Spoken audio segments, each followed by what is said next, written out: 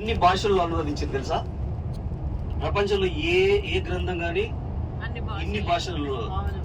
మొదటి యంత్రాన్ని కనిపెట్టినప్పుడు కూడా బైబిల్ నచ్చి వేసింది, ఏది చేయలేదు. బైబిల్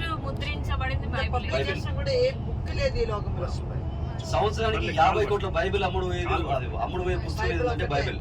ఎన్ని భాషలు అనువదించారు తెలుసా? 5000 కాదు, 2807 భాషల్లో మొత్తం. ప్రపంచంలో మొత్తం 190 దేశాలు ఉంటాయి కదా, దాంట్లో 2 దేశాలు తీసేస్తే చిన్న దేశాల్లో 192లో కరెక్ట్ వినండి, ఇది 123 క్రిస్టియన్ దేశాలు. హిందూ దేశాలు ఎన్నో చెప్పండి.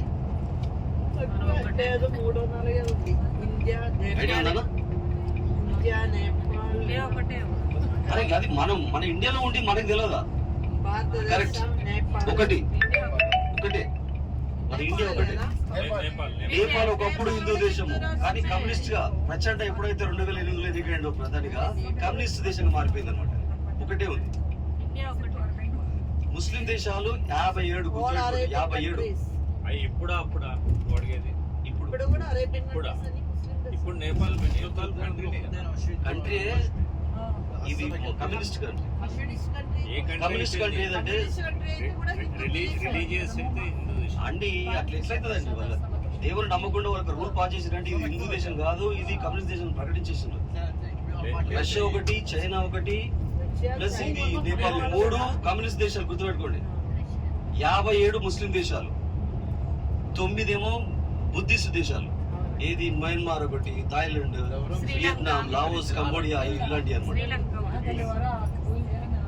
క్రిస్టియన్ జనాభా ప్రపంచవ్యాప్తంగా ఉంది 220 కోట్లు. ఎక్కువ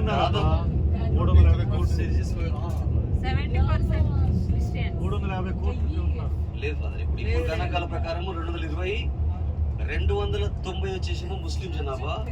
దీంట్లో దేవుని నమ్మకుండా ఉన్న జనాభానే ఎక్కువ. ఇప్పుడు 190,